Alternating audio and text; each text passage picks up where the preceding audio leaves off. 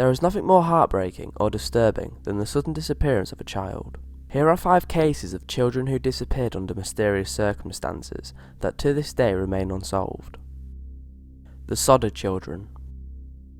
On Christmas Eve night, 1945, in West Virginia, the home of George and Jenny Sodder and their 9 children burnt to the ground. George, Jenny, and 4 of their children were able to escape the blaze, while 5 of the children remained trapped inside. Maurice, aged 14, Martha, aged 12, Louis, aged 10, Jenny, aged 8, and Betty, aged 6, had stayed up late as their parents and 4 siblings went to bed. At around 12:30 a.m, Jenny was woken by a phone call from an unknown woman asking for someone she was unfamiliar with the sound of laughter and clinking glasses in the background. Soon after the phone call, she heard sounds of objects hitting the house and rolling off.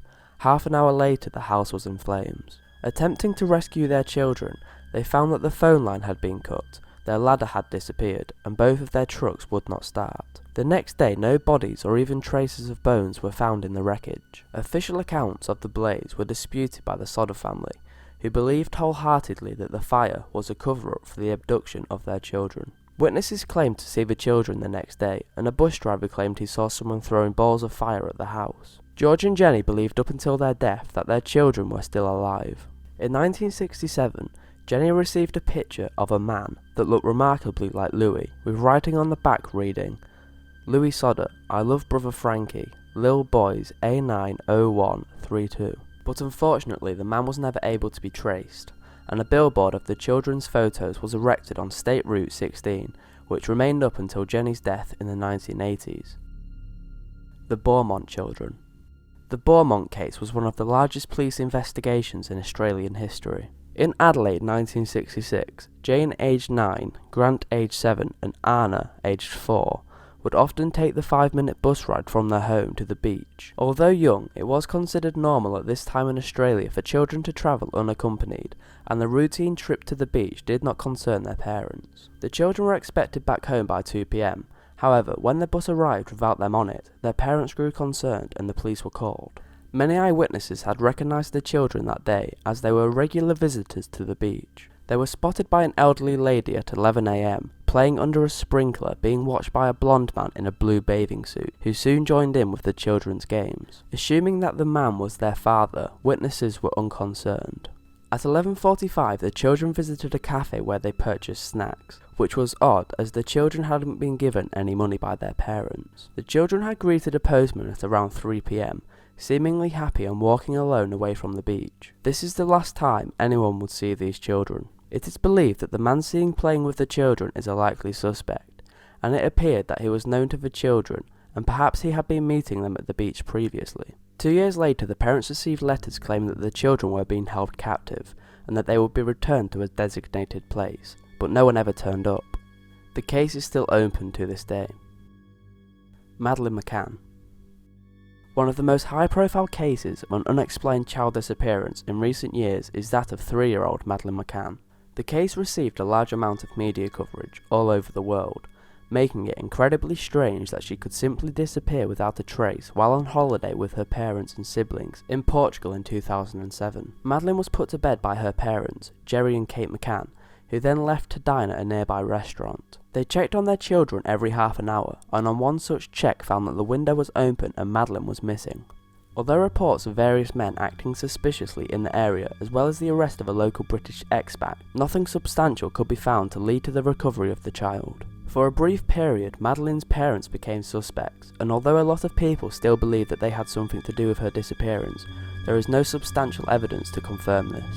To this day, the disappearance of Madeleine McCann continues to make headlines, and sightings are reported worldwide.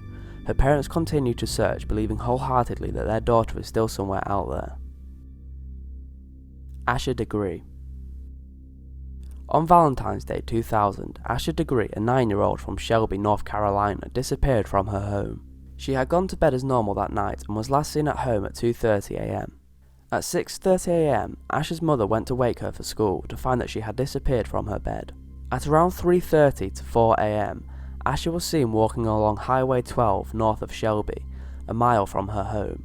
She then left the highway and walked into the darkness, never to be seen again. Although it is believed that Asher left home on her own accord, the reasons are unclear, as she was from a happy home and was an excellent student. 3 days later, her pencil, marker and hair tie were found in the doorway of a shed on Highway 18, and other belongings were found near the road Asher was last seen on. No further evidence was found until 18 months later when construction workers discovered Asher's book bag. It had been buried in a wooded area off Highway 18, wrapped in a trash bag 26 miles away from her home and in a different direction to where she was last seen walking. No evidence of Asher's disappearance has been found since. Timothy Pitson.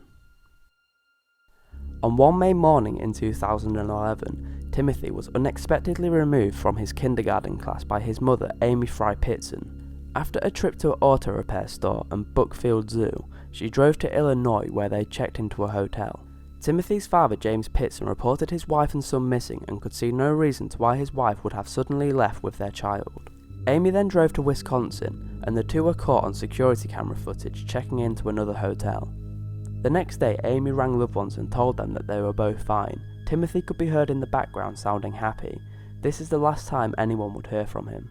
Amy was later spotted shopping for stationery alone. She then checked into a hotel and was found dead the next day in her room by slashing her wrists, neck and overdosing on antihistamines.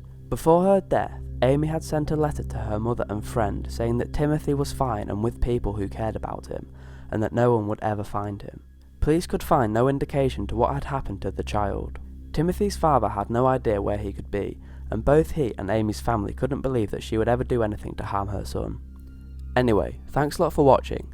If you have any information about any of these cases, relevant links are in the description. If you enjoyed the video, please leave a like, and subscribe to my channel to keep up to date with my weekly videos. Also, don't forget to keep in touch on all my social media sites, the links are down below. See you next time.